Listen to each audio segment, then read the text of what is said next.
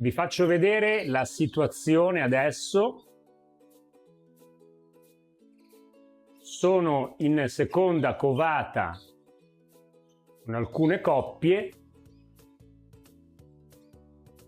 mentre con altre coppie sono ancora in prima covata. Qua abbiamo 6 uova, seconda covata 6 uova, qui abbiamo 5 uova in seconda covata, questa coppia in seconda covata ha 6 uova, poi vi racconto cosa è successo proprio con questa coppia. Questa sempre in seconda covata ha 5 uova, questa coppia prima covata 5 uova.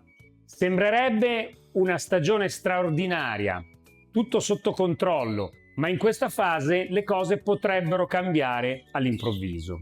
Però il punto di questo video non è solo farvi vedere i numeri, è capire cosa succede in questa fase quando sembra che tutto stia andando bene. Perché quando le cose cominciano ad andare bene è proprio lì che bisogna stare attenti. Molti in questa fase si rilassano, pensano che ormai il più sia fatto e iniziano a toccare, a modificare cose che in realtà stanno già funzionando. Ma il punto è che non sempre serve fare di più. Anzi, spesso il problema è proprio quello. E qui ho questa coppia e adesso vi racconto cosa è successo con questa coppia, per esempio.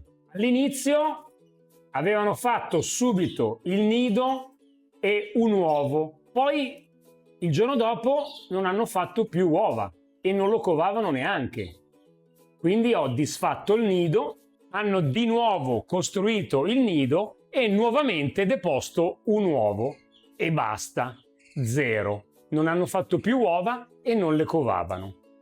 A quel punto ho di nuovo disfatto il nido e questa volta non ho più sostituito le uova perché ho detto, magari gli dà fastidio che faccio questa operazione.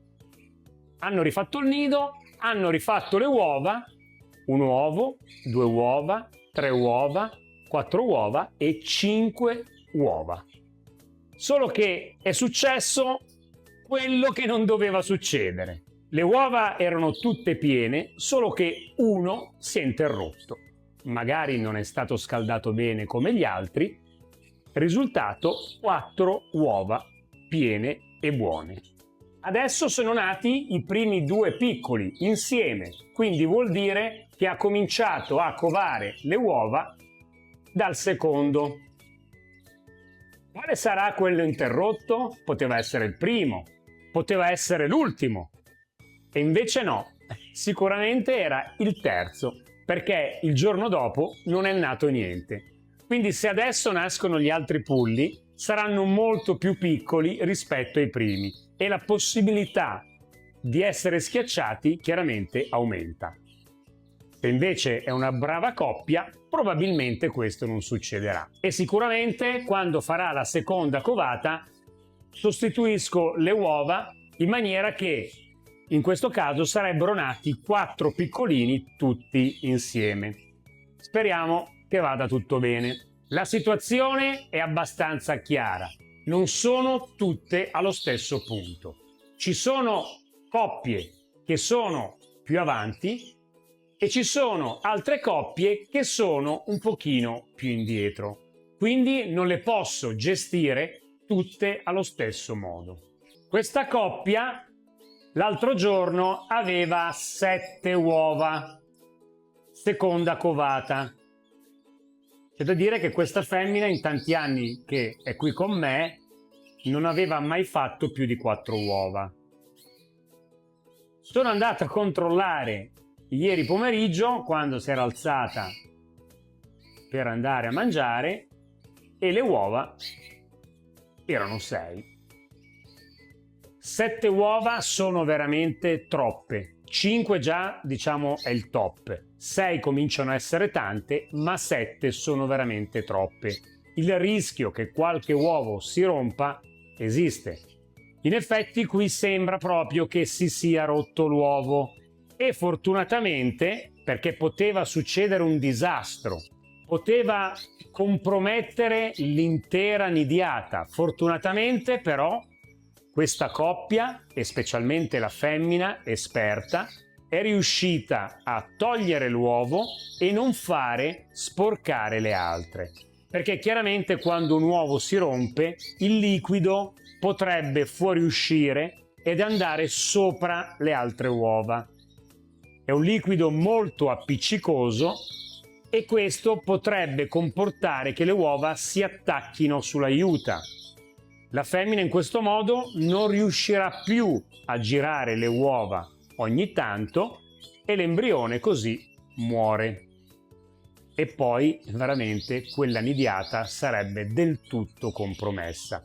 Invece ho controllato, le uova sono belle asciutte, lei le può girare tranquillamente e fra qualche giorno farò la speratura per vedere quante uova poi effettivamente sono piene. Con i pappagallini sono ancora in prima covata, questo perché lo svezzamento dei pulli dei pappagallini è più lungo. In questo momento i primi pulli che sono nati hanno circa 30 giorni.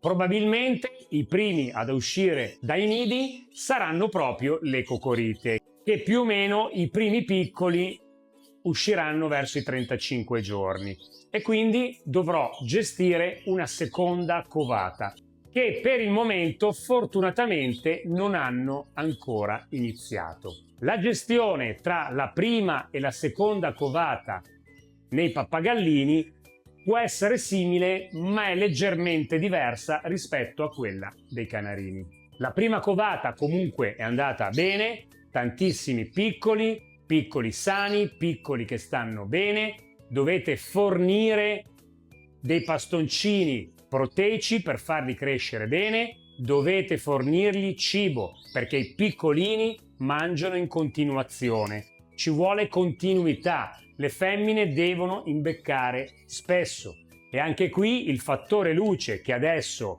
c'è anche al naturale, quindi non c'è bisogno di un fotoperiodo più lungo in questo momento, è importante perché se ci sono troppe ore tra la notte e il giorno, i piccoli mangeranno di meno e cresceranno più lentamente.